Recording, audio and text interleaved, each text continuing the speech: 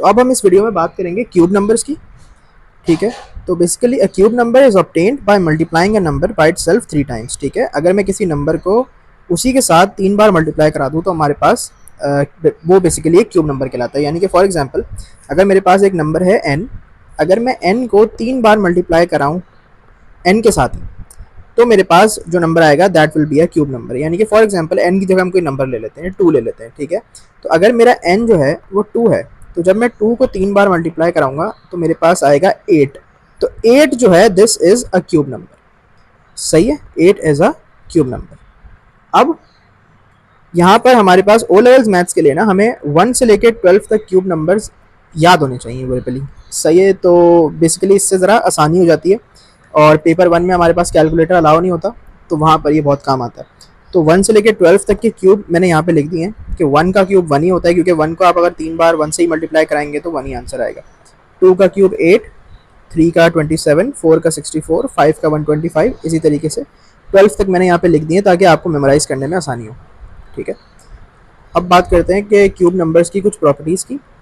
अगर कोई positive number होगा तो उसका क्यूब भी जो है वो पॉजिटिव ही होगा। यानी कि अगर मेरे पास पॉजिटिव 3 है, तो अगर मैं पॉजिटिव 3 को 3 बार मल्टीप्लाई कराऊँ तो मेरे पास पॉजिटिव 27 आता है, ठीक है।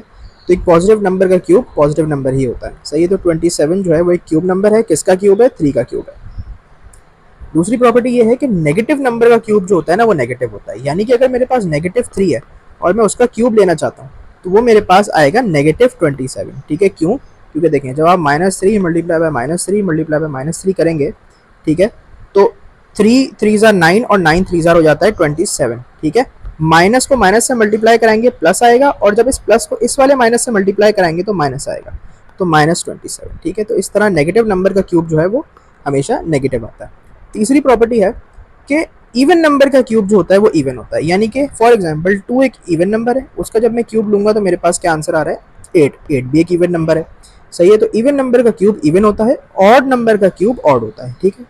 जिस तरह 3 मेरे पास एक ऑड नंबर है, इसका क्यूब 27, ये भी एक ऑड नंबर है, सही। यहाँ पर भी आप देख सकते हैं कि इवन नंबर का क्यूब इवन, ऑड का ऑड। इवन नंबर 4 उसका क्यूब इवन, ऑड नंबर का क्यूब 125, 5 का ऑड, ठीक है।